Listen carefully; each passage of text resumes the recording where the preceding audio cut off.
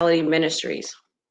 My name is Marie Rogers, and today I'm going to talk a little bit about selflessness, obedience, and compassion for one another. So, what I'm going to do, I'm going to go over a short story. I'm going to come out of the Book of Ruth, chapters 1 through 16, and also chapter 2, 1 through 13. And I'll also cover the same chapters out of the New Living Translation. So, how many of us have gone through adversity and trouble and loss, grief, hurt, pain, disappointments, and we feel like we're all alone, or the first question we ask is, God, why did you do this? What's happening? What did I do wrong? Well, in those times that we go through that, just remember that it's not God. The God that loved us when things are going well is the same God that loves us when we may think that He's put everything in front of us, and we can't handle it anymore. So just remember that. So in the book of Ruth, it's about a mother-in-law named Naomi and her daughter-in-law named Ruth. And what happened is the family of Naomi's family, her husband Elimelech, her and her two kids, they left from Bethlehem and they went to, because of severe famine, and then they moved to settle in Moab. While they were in Moab, though, her husband died. So now Naomi is left at her age, she's left to take care of her two sons. And many of us may say, well, that happens all the time. We do it here. But now remember, this is where our compassion comes in, because not only did it happen for her, but it also happened to her in a foreign country, a country that they were not, they were non-believers. They didn't believe in Jesus. And she's leaving that country. And now she's there by herself with her two boys. And her husband just passed. So later on, her sons get married, and they married two of the locals, so that Moabites. Um, Ruth is one of them that was married to her son, and then Ophrah is the other. Now, it doesn't say from the time that they got married up until, many years later, what their life was like. However, about 10 years or so, both of her sons passed. So now this lady who lost her husband is grief stricken again because she lost her two sons. And for her, she feels like that's it. She doesn't have anyone else. But she has her two daughter-in-laws, and her daughter-in-laws, although they both just lost their husbands, show compassion for her, put their feelings aside, and they remain with her. They want to stay with her. They feel her grief. They're not leaving her. They're not saying, hey, go to another country. In fact, they haven't even left to go find other men to marry off into or have children. They settle with their mother-in-law, Naomi. Well, one day Naomi hears that back in her town of Bethlehem in Judea, that the harvest is good, that the Lord has blessed them. It's plentiful now. So she decides to go back. So her and her daughter-in-laws, they go back, they travel back. But on their way there, she turns to him and she says, go back to your mother's. Basically she said, get the security of a husband, have kids, be fruitful.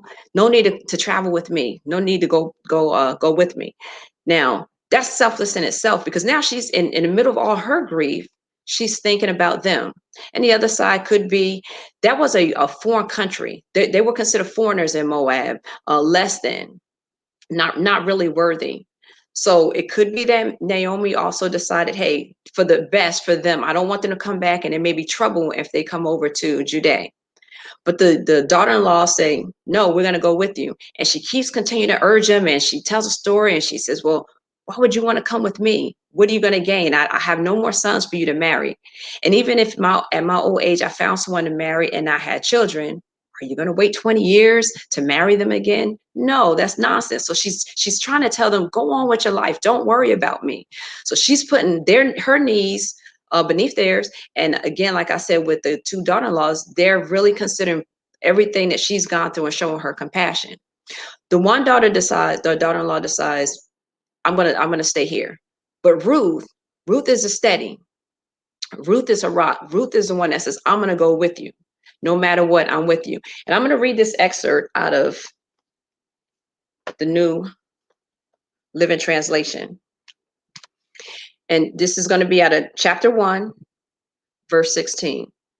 So Ruth replied after Naomi told her, no, you need to go back. Ruth says, don't ask me to leave you and turn back. Wherever you go, I will go. Wherever you live, I will live. Your people will be my people, and your God will be my God. Wherever you die, I will die, and there I will be buried. May the Lord punish me severely if I allow anything but death to separate us.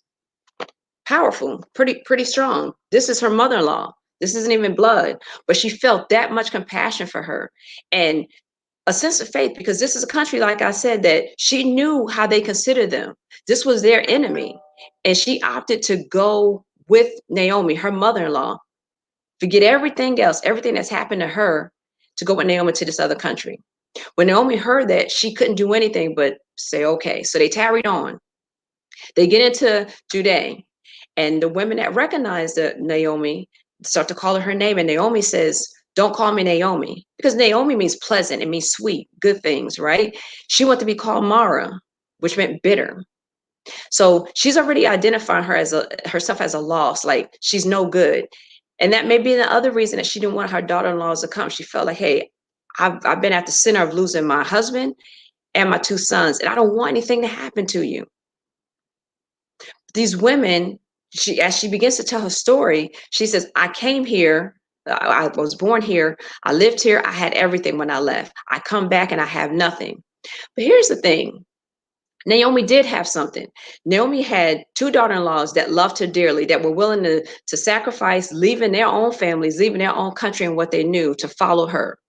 She had the open arms of the women when she came back. They didn't look at her and say, oh, you left when things were going bad, you were too good to stay here. They welcomed her with open arms. She had her husband's family that was there willing to take care of her.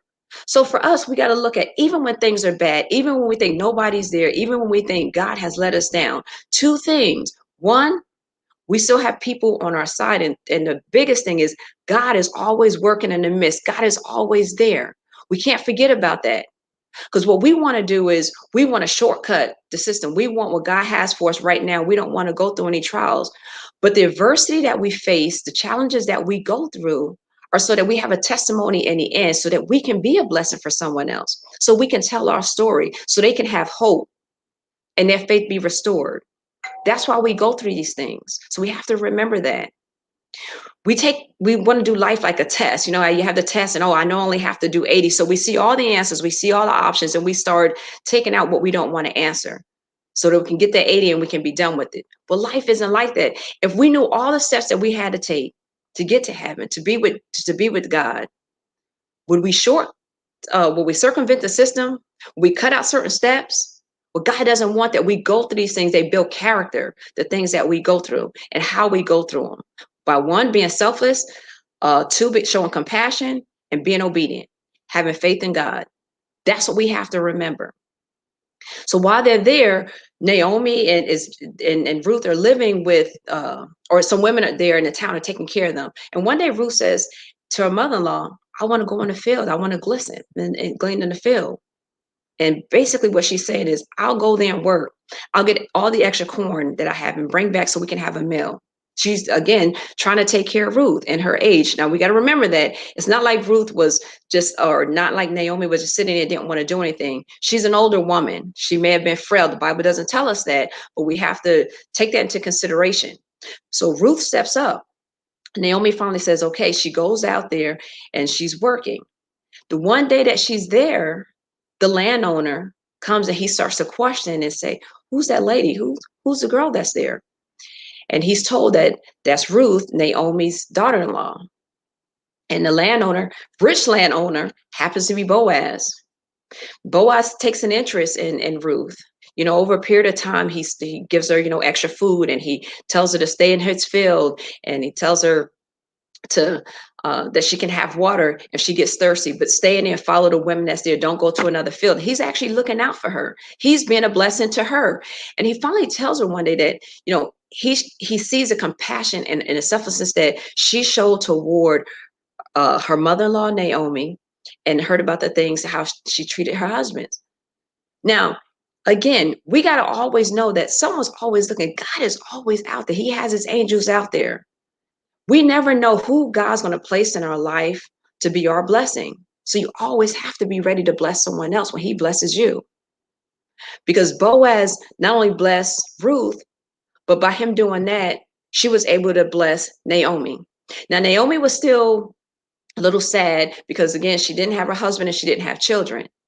But things were starting to look up for her. She started to see that, hey, this is Boaz. He's a rich man. He can provide security for my daughter-in-law. And eventually that's what ends up happening. They go through some laws and they have to go through some tradition there to make sure it was legal. Boaz wants to marry Ruth. So they end up getting married and they have a child. And I'll tell you that that child is our blessing. Well, not that child, but the lineage is our blessing today. So again, we never know what God has in store for us. We won't be able to see it. That's why we have to continue to have faith. But the adversity that we go through, just know this. When you going through something, whether it's loss of a job, loss of a child, loss of a spouse, loss of a friend, financial loss, anything that you go through, God doesn't gain anything. He doesn't get any joy from our loss. So God doesn't want you to, it hurts him for us to blame him, but he'll take it because he understands he's a loving God. He's a forgiving God. So he knows that we're going to fault. We're going to fault him. Our flesh is going to say, it's not us, it's you, God. But we got to remember again, like I said earlier, we go through those things so we can have a testimony and be a blessing to others. God wants nothing but the best for us, for each and every one of us. The same God that he is when things happen that are good going on in our life that we forget to praise him is the same God that when some things happen that are not fortunate for us at the time, he's the same God. He wants the best for us. He wants us to talk to him, come to him to make our relationship with him stronger so that we understand and keep the faith. Now, in this story, and it's a short book, it's 4 chapters, but there's a lot of good lessons in this book. And there's a lot of good stories in here, a lot of good characteristics that make us think, how would I react if those things happen to me? How would I react if those happened to me and someone else was in need? Am I willing to give up my own feelings, my own grief, my own hurt, put away my feelings for a minute to bless someone else?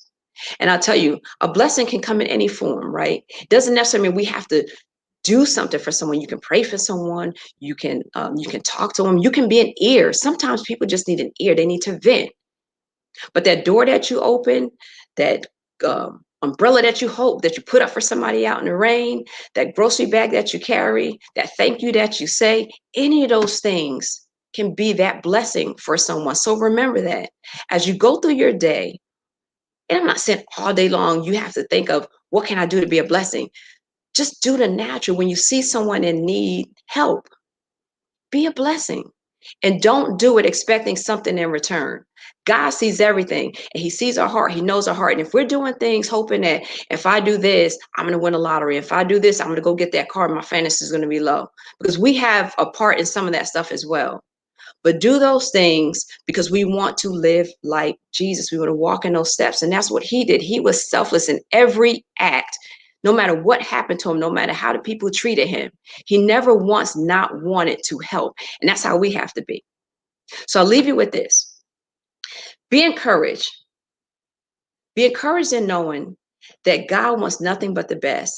He wants to see us happy. He wants to see us get what he has for us. Know that no matter what happens, it's not for our bad, that God is always working in the midst. So until next time, I say, have a good day and be blessed. Thank you.